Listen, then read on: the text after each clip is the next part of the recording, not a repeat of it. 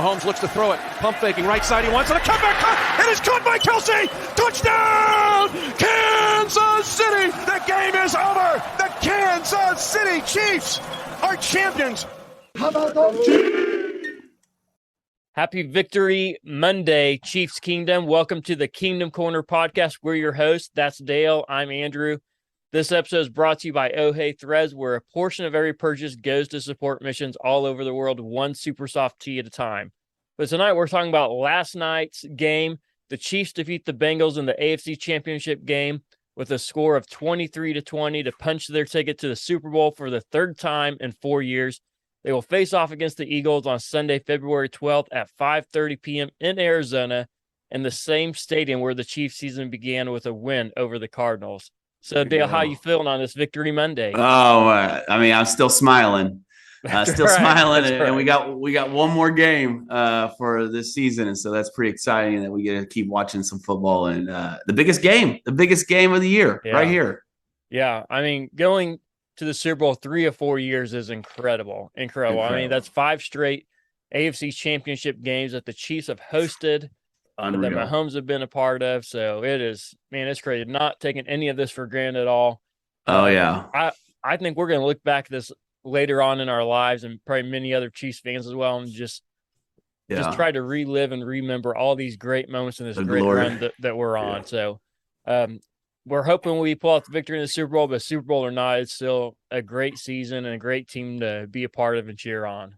Yes, for sure. I mean, the fact that Mahomes still have never played a road playoff game is incredible. And what he did, I'm sure we'll get into it, but what he did on his ankle, 1 foot, is just impressive. And so hopefully he didn't re-aggravate it. So we'll probably hear in the next couple of weeks how that ankle's doing, but I'm expecting it to be up to 90% when the Super Bowl kicks off. So here we go. Yeah, I mean, I said it in our previous podcast that we need Mahomes to be at 80%, right? And I don't know what percentage he really was at, or if we'll ever really know, but he seemed to be somewhere around 80%. So, but if we can get to 90%, that'd be fantastic. So, I heard that he didn't get an injection in his ankle either. No painkiller put in his ankle. So I heard that too. That's either a good sign or just a sign of a really tough guy. But either way, I'll take it. Yes. So before we jump into the Chiefs and Bengals, the 49ers went to the Eagles yesterday in the NFC side to punch their ticket to the Super Bowl, and the Eagles ran over the 49ers with a score of 31-7. Yeah, I know we don't want to spend too much time on this because we talk about the Eagles a lot, but have you ever remembered a game where so many people were just getting injured? No. At time. I mean, just like they kept going down over and over. Yeah, you felt terrible for them, just for the fact that you really didn't, face a full 49ers team, and so and who knows what they could have done. But I don't know. We can talk about the Eagles here the next couple episodes before the Super Bowl. But my goodness, it was quite a snoozer. Yeah, I'm guessing there's probably not many championship games that have ever happened where a team has their 4th quarterback in the game. So and knocked out. And maybe the 2nd. So I mean, the 4th quarterback goes in, gets knocked out. Christian McCaffrey's in there for at least one play at quarterback. I mean, so really you're using at least 5 quarterbacks throughout the season. It's probably doesn't happen much. So Eagles win, they move on, score of 31-7. But let's jump back into the Bengals and Chiefs game. So before the game started, I mean, I remember I sent you a text as how are we feeling, and it didn't seem like you were very confident in that moment. Oh, man, I tell you what, it was a roller coaster of emotions. I felt early on, I was like, man, we haven't beat this team 3 times. They've gotten us. And it was like just mental mistakes. And I think if we just go back and listen to all our podcasts, the Chiefs made a lot of mental mistakes throughout the year. And so whether it was on special teams, whether it was on offense with interceptions, whether, it just seemed like they just rolled up. But right now the Chiefs are playing well. So I didn't feel good. And then when all the trash talking started happening, the Cincinnati mayor, I don't know what he's doing. I don't think that falls under qualifications. And so hopefully next time he'll keep his mouth shut. That's right. Travis Kelce has some words for him. And then the start of the game, kind of that nervous, like, okay, it was Oh man, I didn't know. It could have gone either way. But seeing the Yeah. Chiefs come out and start off hot with the defense 3-and-out was a good sign. I felt a lot better once that 3-and-out happened. Yeah, and I don't know if I said it on the podcast or not, but towards the end of the season, the Chiefs were just kind of letting every team hang in there with them. All Yeah. these teams that really didn't deserve to even hang in with the Chiefs, they were just kind of going through the motions, it seemed like. And we discussed whether that was purposeful because the Chiefs may just were trying not to show all their cards or whatever the case may be. But man, through that stretch, whether I said on this podcast or not, I was just feeling it, thinking, we have a great team with great talent, but Yeah. if they continue to play this, I'm really not sure what kind of playoff run we can really have. And I for sure was thinking, I was not even thinking about a Super Bowl run at that point. So I was like, man, if we can just win 1 or 2 playoff games, that would be fantastic at this point. So I'm glad to be wrong in those instances for sure, though. So early on in the game, the Chiefs go up. They're dominating that first quarter. Yeah. They're dominating most of the first half. And at one point, they're up 3-0. They're at 4th and goal from their own 6, and they end up kicking a field goal to go up 6-0. And if you're in that situation, so 4th and goal from the 6-yard line, so you got to get 6 yards. Do you go for the field goal, or are you going to try to get the touchdown? So in that situation, I mean, it all depends. Like they're inside the red zone. They're right there. Even if they don't make it, the Bengals have to travel a long ways. To get a touchdown or get points. And so I just didn't think you're going to beat the Bengals kicking field goals. And man, we almost didn't beat them if you look at it. But yeah, so I would have went for it. And I think I trust our offense. I think, like you like to say, our $500 million quarterback, we like to trust him and say, hey, make a play, figure it out. And Andy Reid and Eric Bieniemy got enough tricks in their bag that they could pull something out. So I would have said, go for it. Set a tone early, especially with the Bengals, and say, hey, we're not here to mess around. We're here to destroy you. Yeah, well, I like that message, if nothing else. Well, and really, that's the only time the Chiefs got in their red zone that they did not get a touchdown out of, because the Chiefs were 2 for 3 in the red zone. The Bengals were 1 for 3. So, big. And we were one of the worst red zone defenses in the league this year, and for them to hold up, 1 for 3, I say that's pretty good. Yeah, goal to go efficiency. So that was the only time the Chiefs were at a goal to go opportunity. So they didn't get down. They were 0 for 1, but the Chiefs defense held the Bengals to 1 for 2 in that as well. Yeah. So that's big. But for me, I'm kicking the field goal. I think I told you that even in the moment. I said, you know what? I know. I understand getting the touchdown, trying to go up by 2 scores that early portion of the game, but every other game we played the Bengals, including this year, it's been a 3-point game, every single one. And so points are at a premium. You cannot leave points on the board or on the field, rather. And so I think you just got to get all the points you can. And maybe if it's a 4th and 1, 4th and 2, I might think differently, but because it's 4th and 6, I'm going for the field goal just to get some points on the board. So the other thing we have to mention too is Travis Kelce. Oh man, where do we start? I know. First thing is set a new NFL postseason record for receiving yards by the tight end. He now has 1,467 career postseason yards. That's second all time, first by a tight end. First place is Jerry Rice, and he is well in first place. Yeah. I think all those stats, like receptions, touchdowns, and yards, he's all behind Jerry Rice. He's like second in all those behind Jerry Rice. So that's pretty remarkable. Even we can talk about his first touchdown, the first touchdown of the game, where it looked like he was going to go to the corner, but he just stopped that route. And for Mahomes to recognize that, knew that he was going to stop that because he had to throw it quick. He kind of knew he was going to stop that route. And I don't know, maybe that was the play, but it just looked like he was going to go to that corner and it was covered. And he just stopped and caught the ball. First touchdown. Yeah, for sure. That was big. Mahomes and Kelce they're on a different wavelength. They just know what each other's singing almost all the time. And so they are able to pull off some of these miracle plays that is almost impossible to guard when you have two guys in that kind of sync. Well, I wonder how much we have to bribe Kelce to be on that TV12 diet. I don't know. Get that avocado ice cream for him so he can play for another 10 years. Yeah, I'm for it. I'm for it. If we'll get him another 10 years, I'm all for it. So there you go. Yeah. Yeah, but we also have to talk about some of the injuries, then we'll jump into the offensive and defensive side. But there are some big injuries. Yeah. First off, Justin Watson, a wide receiver, didn't even suit up in yesterday's game due to illness. But during the game, we had 3 receivers go out in Juju, Hardman, and Tony. And then on the defensive side, early in the game, L'Jarius Sneed had to go out with a concussion. Willie Gay. That was wasn't that like the first play, second play of the game? It was in the first drive. I don't remember exactly what play, but first drive for sure. So he was out basically the entire game. Willie Gay went out later in the game.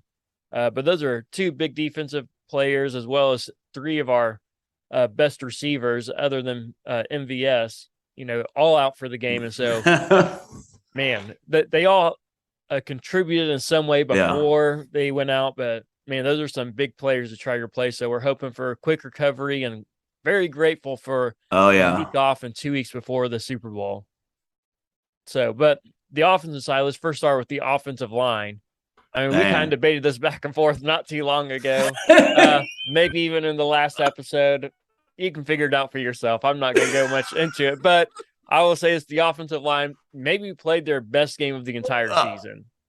Because Mahomes wasn't moving around, or because they just stepped up to the occasion? I think just because they stepped up. All right. I don't think it's because Mahomes wasn't moving around. He was moving around. He was moving around a little bit, but not as much. That's what I'm saying. He still moved around because he was getting pressure, right? And had to move in those moments. But overall, the offensive line only gave up 2 sacks and 5 quarterback hits. That's huge for a team that maybe their best part of their defense is their defensive line. So that's massive. And we got the next team we play. We got a good defensive line as well. So that's good. That's probably an even better defensive line in the Eagles. So that'll be a tough one. But then towards the end of the third quarter, the Chiefs are driving. MVS has a huge 20-some yard gain. Kelsey has a huge 11, 12-yard gain. They're crossing the 50-yard line, and then all of a sudden gets brought back by a penalty. Then one of the very next plays, Mahomes just loses the ball, fumbles it for whatever reason. Yeah. And I'm just thinking, what is happening here? And so in that moment, all these feelings start coming back, because basically the end of the third quarter, I think there's like 50 seconds left in the third quarter. And then, I had this sense of doubt, like, are we about to fall apart again? Yeah. Is that what is about to happen? Yeah. Well, it was weird because Andrew Wiley getting that taunting penalty was just so out of character for him. So that guy the guy who he taunted must have been jawing him all game, and he was just kind of fed up with it, or just like, you guys, I don't know what it was. I'd love to hear what he had to say about that. I mean, just totally out of character. He's usually a guy that goes right to the huddle or right to the line and just does his job. So that was strange. But I had a bad feeling there, but our defense was playing so well. I was like, I think, it was crazy to think. I think it's like the first Patrick Mahomes era where we're like, we've had Kansas City historically has had some pretty good darn defenses. Yeah. But this defense is just a little bit different. Whereas like, okay, and they were playing well that night, where I like, okay, we got this. The moment for me was when we punted it with like 2.5 minutes left in the game. I was like, he's going to drive down and kick a field goal. This is it. It was one of those things. He got that. He ran up. I was like, gee whiz, we're done. Yep. We're cooked. Yeah. We're cooked. We'll get to the end of the game here. Yeah. We'll get to there. Yeah. But at that moment when Mahomes fell, that's just kind of what I was thinking. But MVS had himself maybe his best game as a Chief, right? Easily. And he had 6 catches for 116 yards and a touchdown that came in a window that probably couldn't have been fit in any other window. I mean, we're talking inches away from the defender's fingers that Mahomes slides in there on a huge third down to get a touchdown for MVS. Yeah. So huge. That was big. I mean, that may be the pass of the year. Yeah, for Mahomes. For Mahomes. I mean, that just the difficulty of that pass. And I think like the announcers were stunned. I don't think they knew what was going on. I really didn't know did he catch that? Did he? And then there he is just sitting on his rear in the end zone. with it in his hands. I'm like, that's unreal. Unreal. And if I remember correctly, he threw off of 1 foot to get it in there too, as he was kind of moving to his right slightly too. So huge play. So like we mentioned, there were 3 receivers that went out in the game, 1 receiver that didn't even suit up. And between all those, there was 10 players with receptions, including a guy named Marcus Kemp, who was on the practice squad for the majority of the year. And he made a huge 3rd down catch as well. So these guys are coming in, making plays and making not just plays, but making crucial plays for our team. So I think I read on Twitter, he's been in the league 4 or 5 years. He has more tackles than receptions. Yeah. And so, that's pretty crazy. Well, and what a guy for him to step up in that big moment. I think it was a 3rd down play, right, where he caught and kept the drive going. Just a huge play. And so good for that kid. I mean, that's awesome for him to be on the practice squad that much, and then to come up and make a huge play in the AFC Championship game. Yeah, he's been mainly a special teams guy with the Chiefs for many years, and just kind of moves back and forth. But the other side is neither team really had a run game in yesterday's game, and the Chiefs had a total of 42 yards, and the Bengals had a total of 71 yards. And if you take out Burrow's rushing yards, then the Bengals would have only had 41 rushing yards. Yeah. So I think Burrow led. Didn't Burrow lead his team in rushing? Yes, he did. So he had 30 yards rushing. Yeah. So that was the most by far. Maybe Mixon didn't play yesterday. Maybe he didn't. Maybe he was ill or something. No, he was in there. Joe Mixon, he was in there. Are you sure? I mean, I didn't hear his number called. Guarantee he was in there. You want to know why? Because I have the stats right here in front of me, and I remember him being in there. But Mixon had 8 attempts for 19 yards. Oh man, well hey, P. Ryan had a better outing with 5 attempts for 22 yards. Yeah. So I was just joking about the Mixon. I knew he played, but he did a lot of talking during the week, and then he did that. So there you go. Well, the Chiefs came fired up, ready for those guys. Oh yeah, for sure. Oh yeah. So, which is going to be huge. Again, I don't want to get too far, but it's going to be huge in the Eagles game because they're a big run team, and so I think that was a great showing, and especially after the week Mixon and Piron had against the Bills, where I think they came off their best week, and so that was big. So credit our Chiefs defense. Absolutely, we've been kind of talking down to the Chiefs defense, and we've even said earlier in the year with Spags defense, it takes them a while to get into the rhythm, and even so late in the season, we're like, it doesn't feel like they're hitting their rhythm like they usually do. So, but the defense stepped up, had some big plays. Snead went out, as we mentioned, really early in the game, which left 3 rookies playing in the secondary for the majority of the game, sometimes 4 rookies, depending on what play they were in. So huge. So here's our rookies as far as the defensive side goes. Our rookies account for 22 tackles in the game, so that's 40% of all the tackles for our team. They had 2 tackles for loss. They had 6 passes defense. They had a sack by George Karlaftis, and they had 2 interceptions, which came from the help of 3 rookies. So Jalen Watson got the first interception. He had an interception the previous game too against the Jags. That was big. Then the second interception, Brian Cook tipped it up to Joshua Williams, who was in there in place of Snead. So all those rookies had huge games. Yeah. And so we were even talking about earlier, just looking at this entire rookie class, right? Of all the people we drafted, there's only 1 player drafted that did not make a play in yesterday's game, and he's a backup offensive tackle. So every other player that was drafted made an impact in yesterday's game. Yeah. And we don't want to and obviously the rookies, they had their mistakes and they looked lost at times, but they showed up in those big moments. And so shout out to Brett Beach and the coaching staff for getting those guys ready in big games, because when the lights get brighter, some guys don't shine. And those guys stepped up. And so I think that is tremendous in their growth for next year, for the Super Bowl. And so it's exciting to see such a young secondary where if they can just get better, my goodness, watch out. Yeah. They're already improving just in this short time. So they continue on that trajectory. we've said it before, we'll say again, good luck to the other teams, right? Yes. But the other side is the Chiefs' defensive line. I mean, they were dominant in yesterday's game. The Chiefs really on both sides of the ball, in the trenches, on the offensive line and defensive line, the Chiefs dominated those trenches, and that was a huge, huge thing in the game. And just to point out for a future game in the Super Bowl II, if the Chiefs can continue that, they'll have a much better opportunity and be much better suited for playing against the Eagles, because the Eagles are pretty dominant on both sides of that ball too. Yeah. And the defense was the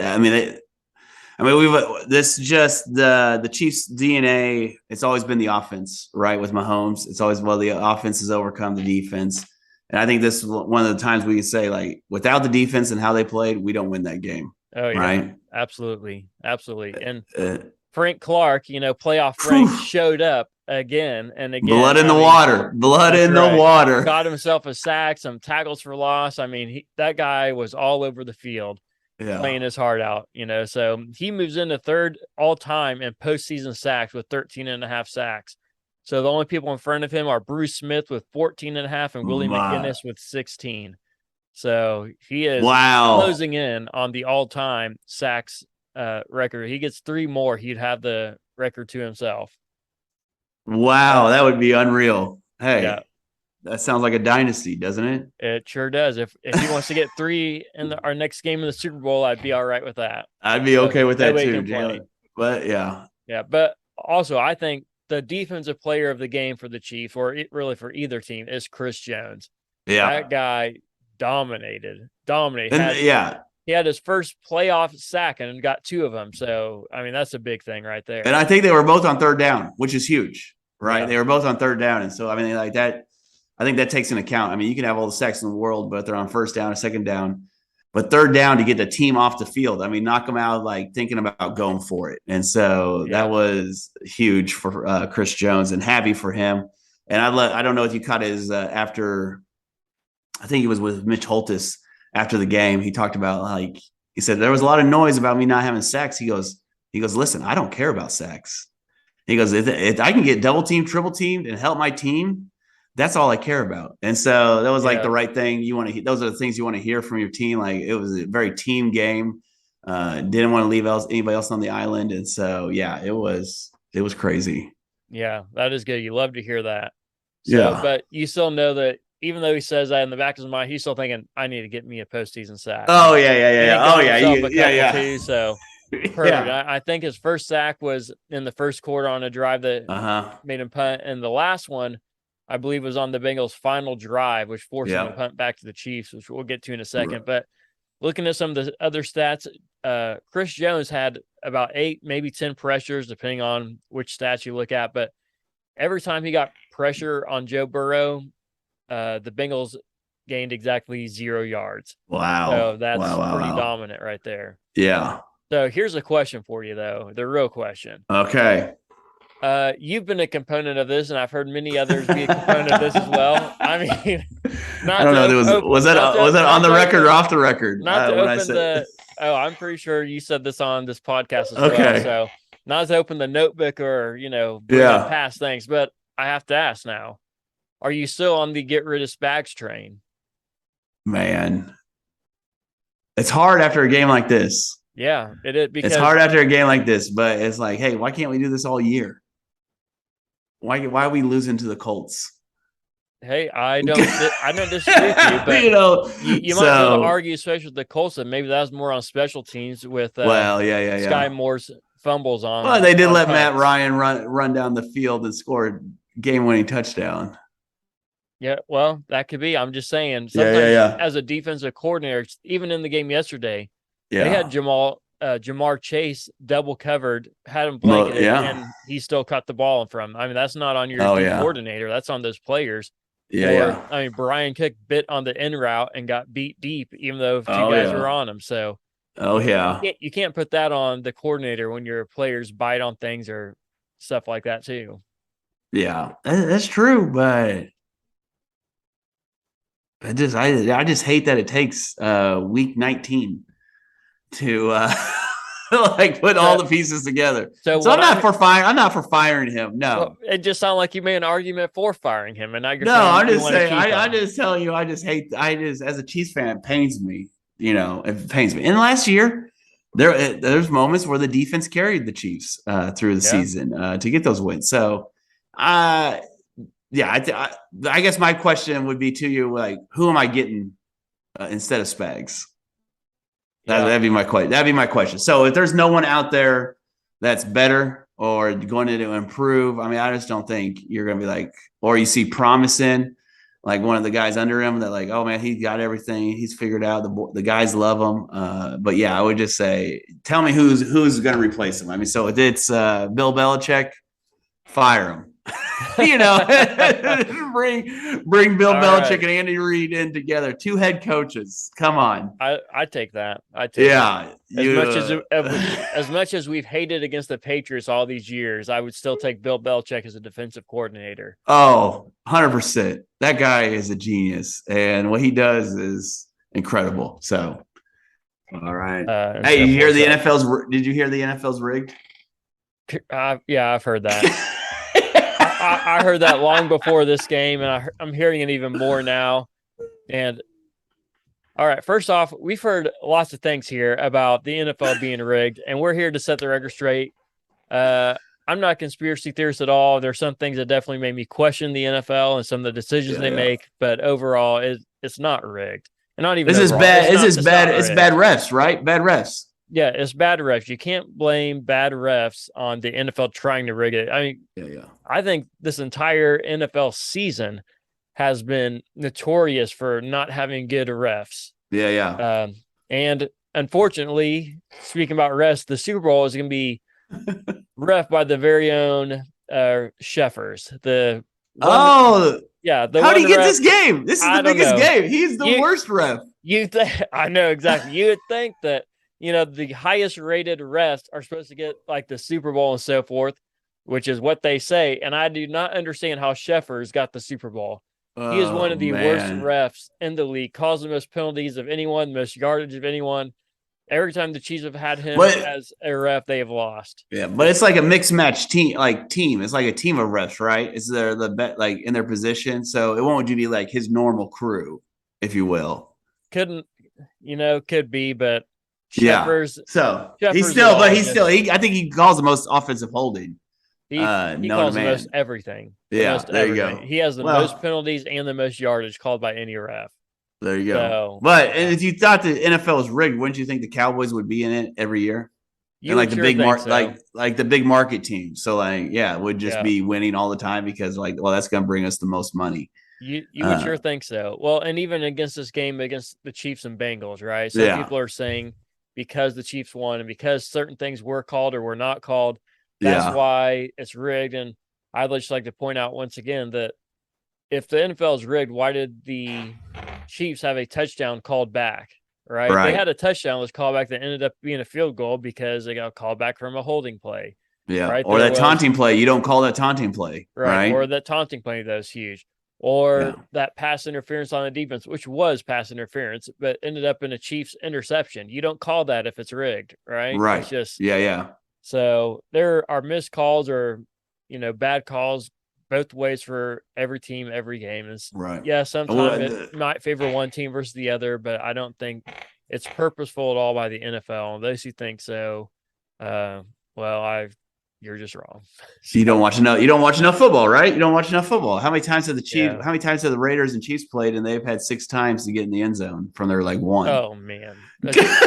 Yeah, Marcus Peters literally picked up a ref's flag and threw it into the stands because I don't know exactly how many times they had at least six, maybe more. Oh, it was unreal. We'll have to go back and watch that. I know that was ridiculous. Yeah. But anyways, enough about the refs. We'll move on from that. So the Chiefs now they're tied. They led all this entire game. They're tied for a lot of the game too, but they never trailed in this game, which is pretty remarkable and pretty great. And then it gets towards the end of the game, right? And the Chiefs are driving and it stalls out, right? They're on their own side of the 50 and they're punting the ball back to Joe Burrow and the Bengals with about 2.5 minutes left in the game. What are you thinking at that point as they're punting that ball back? Yeah, well, I kind of spoiled it, but that's where I thought, oh, we're done. I mean, Joe Burrow is too good. Our defense has been out there a lot. He's just gonna walk down this field, and their field goal kicker, I don't think their kicker, he doesn't get talked about enough. I mean, he can just really murder the ball. What's his name? McPherson? Yep. Is that it? Yeah. He can just murder the ball. So I was like, man, they get close, anywhere close, they're gonna kick this thing, and we're gonna walk away sad. And so that was my initial thought. And then you saw Chris Jones. And like we punted it back, but I mean, like really, we got to shout out Tommy Townsend. Oh yeah, Tommy Townsend is a beast, right? He had 4 punts, and 3 of them were inside the 20, and I think of those 3, at least 2 of them were inside the 10. Yeah. So I mean, that's huge. He kicked it down there and pinned him back there, and so credit him. And it was just, and the Chiefs defense rose up to the occasion. Yeah. So when the Chiefs punt that ball back with 2.5 minutes left, I'm just sitting there thinking, here we go again. Yeah. Right. It's just the same old thing we've had to deal with for years. Is just the Chiefs are right there on the edge and just can't quite get over. And now we're giving the ball back to maybe the second best quarterback in the NFL. Definitely not the first, but maybe the second best quarterback in the NFL, and Joe Burrow, with all of his weapons. I'm thinking, man, this is not going to end well. But credit the defense once again. Stepped up. Chris Jones had a bunch of huge plays on that final drive. And then the Bengals punt the ball back to the Chiefs with 41 seconds left, and Mr. Sky Moore is in the back, ready to receive the punt. And we've knocked him, and many people have this year, for not being able to hold on to punts. And he even said after, he's like, man, I got in my own head this season thinking, man, I can't even do this. I can't catch the ball. Wow. The ball away. I didn't hear that. Wow. Yeah. And so credit to him. He said, my teammates kept coming, just saying, you got this.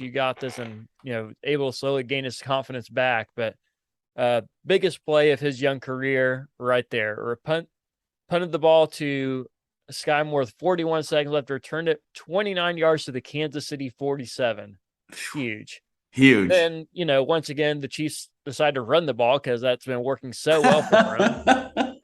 Not really, but they keep trying to run the ball on first down every single time. I don't know why.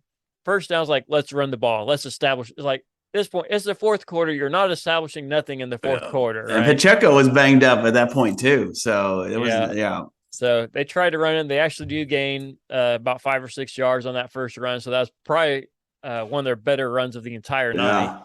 And then incomplete pass to Sky Moore. And then third down, Mahomes scrambles out 5 yards, goes out of bounds, and then gets shoved after he's already out of bounds. Right. And this is one of those calls that people are saying should not have been called, but you watch the replay. He is clearly out of bounds. Oh, he's like 2 steps. He's like 2 steps running out of bounds. Shoved. And so there's about 8 seconds left in the game or so at this point, and it sets up with the penalty a Butker 45-yard field goal, which he then kicks to win the game. So huge kick by Butker. People doubt him up for a lot of the season for missing some field goals and extra points.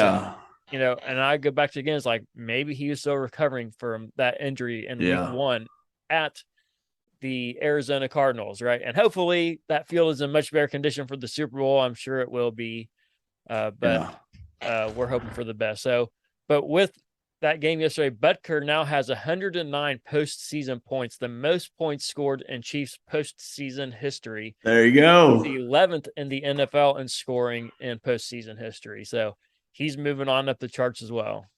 It's gonna be hard to catch Vinatieri, I would think. But he may be young enough to do it, and Mahomes keeps playing like this. He may have more opportunities. But that ball he kicked to win the game, that was like one of the highest balls I've ever seen in my life for a field goal. I think that ball left the TV frame. It might have. It like hung up there for 5 seconds. It was unreal. Yeah. But I will say, I think part of that has to do with the weather too, being cold. And he might have made it from 50 maybe, but from the original spot before the penalty, I don't think there's any chance he made it. So the unnecessary roughness, 15 yards added to that, sealed the game for us. So how would you have felt if the game did go in overtime? How would you have felt? Because we're with the new rules now. Because Josh Allen got those rules changed for us. Yep. The Chiefs tried. Quick side note, right? All right. The same thing happened to the Chiefs in I believe, was it 2019 or 18? 18. Okay, 2018 AFC Championship game, Chiefs versus Bengals, Brady versus Mahomes. Neither defense can stop the other offense at this point in the game. It's just whoever has the ball last. And they tie the game there at the end of regulation, goes to overtime, and you just know whoever gets the ball first is going to win, and that's exactly what happened. The Patriots got the ball first. Patriots, went down, scored the touchdown, and got the victory. And the Chiefs petitioned in the offseason for the same rule change and said, hey, we would just like to be, maybe a little more equal in the postseason for both teams to get a possession of the ball. And every single team, including the Buffalo Bills, voted against that rule change. Oh, yeah. And so when it happened last year in the divisional round, when the Chiefs tied it with 13 seconds left, and as we know, went on to win it in overtime with a touchdown to Travis Kelce, according to the NFL and according to the Buffalo Bills, that was fair because they voted to not change that rule. Right. Yeah. And so I don't want to hear anything about, it's not. No, we tried to change that and you said no. So according to you, that is fair. Yeah. And then you're on the other side of it and you're like, oh, you know what? I actually changed my mind. Don't like it. Yeah. Right? And then the rules change. So yeah, it's a bit ridiculous. But either way, I was at that point, I thought, man, it's going to overtime before that penalty. Okay. I thought it's going to overtime. We're too far from a field goal. I don't think we're really going to get a Hail Mary at this point, just based on the wide receivers we had available. Right? Oh, yeah. So it's just, I'm thinking overtime. And I wasn't too confident because not that the Chiefs don't have the ability to. Right. They do, and their defense has been playing well, but it was about a 50-50 shot, I thought, maybe at the most 50-50 shot. So wasn't feeling too confident, but glad it worked out the way it did. I'm glad we didn't have to go to overtime. Yes, so am I.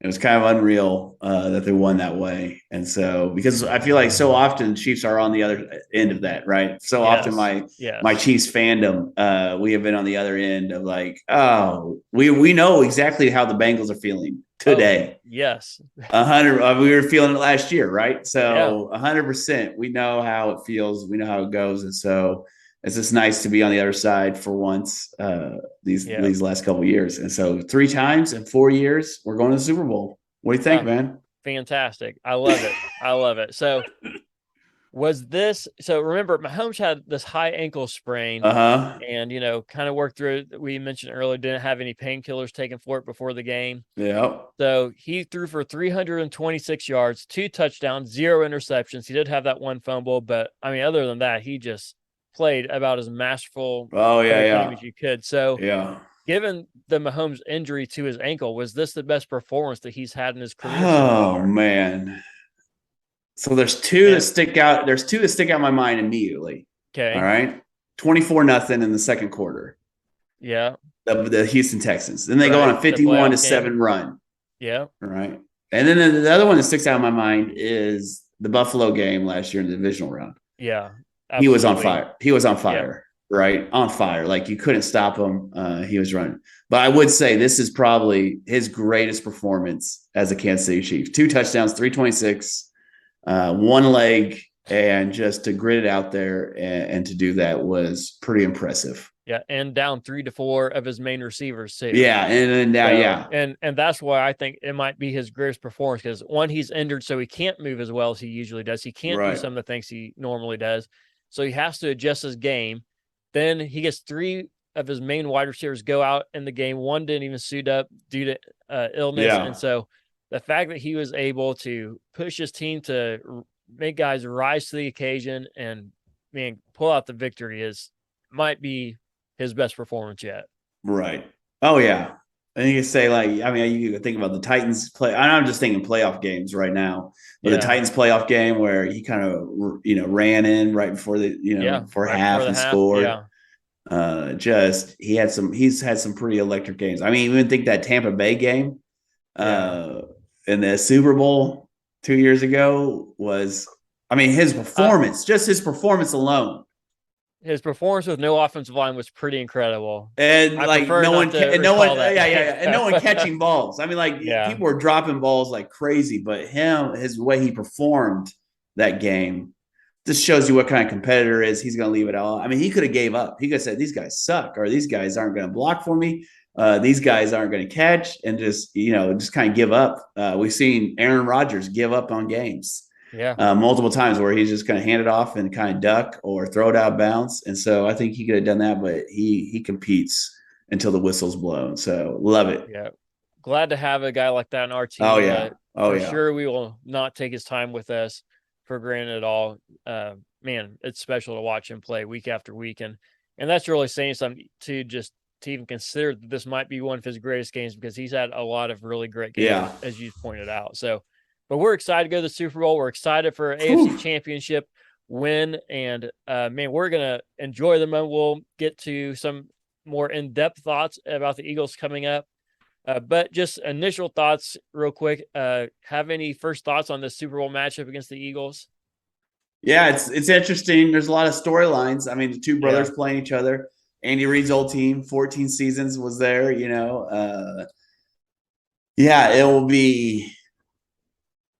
it's going to be a tough game.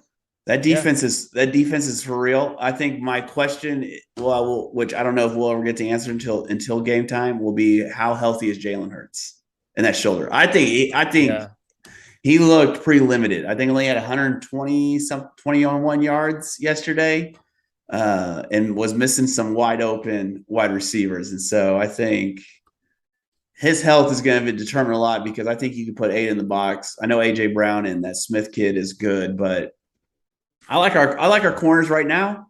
Yeah, Spags will have a plan and then just stop the run. But they got a good offensive line and a good defensive line. So yeah, very good. What was that kid number 7 that rushes that knocked out? He had like 2 huge sacks, and then Roddick. I don't know who you're talking about. So. But we're not into the Eagles preview game yet. I asked for okay. All right. I have a lot of initial thoughts. Apparently so, more than I do. There you go. I just watching the game yesterday. It was like, oh man. Yeah, I only watched to a little bit past halftime. I was like, man, this game is not even fun to watch. Yeah. So I didn't even watch most of the second half. So, I know. Maybe I'm just a Chiefs fan and not. No. I was in and out. I was in and out of the game, so I wouldn't watch too much. My initial thoughts is, first off, the Eagles have a great run attack, especially with a running quarterback. And running quarterbacks, I've hurt the Chiefs a lot this year. Oh yeah. And so I don't know. You almost have to spy the quarterback in this game. Yeah. But at the same time, they have a huge receiver in AJ Brown. Devontae Smith is a huge speed receiver off the edge too. So the problem is, if you double both those guys, you don't have room for another player to be a spy. So they're gonna have their tight end. Their tight end's not too bad. Goddard. Yeah, he is great. He's great. Yeah, so they got a lot of weapons to throw to as well. So I don't know exactly what their plan is, but they're gonna have to come up with a plan to slow down that offensive front for sure. So and the other side is the Eagles have one of the better defenses in the NFL. They have all year, right. And so that part doesn't worry me as much if Mahomes can be healthy, and if some of these other receivers and other guys can come back as well. So we'll be monitoring those as we get closer. But here's a question. I mean, we played Trevor Lawrence and Joe Burrow. The Eagles played Daniel Jones and Brock Purdy. Oh yeah, I'm not taking anything away from that. I agree. The Eagles might have had a slightly easier path, but but you don't get to this point in the season without earning it, especially the NFC Championship or AFC Championship game. So the 49ers deserve to be there, whether they showed up that game or not. They still had a great season. So they deserve to be there. So it'll be interesting to see how all this works out and all these storylines come about. So I'm sure we'll be having some more episodes coming up here soon. I've got another giveaway going on Twitter. So if you're not following us on Twitter, you should be. It's Kingdom_Korner. There on Twitter. You can see the things that we're giving away and the prize and all the things we have. We have several things coming up here soon. We'll probably give away a few more things as well. So make sure you're following us on Twitter and retweet some of those things if you want to win some of those prizes. So thanks for joining us in this episode of the Kingdom Corner. Happy Victory Monday to all of Chiefs Kingdom, and we'll see you next time right here in the Kingdom Corner.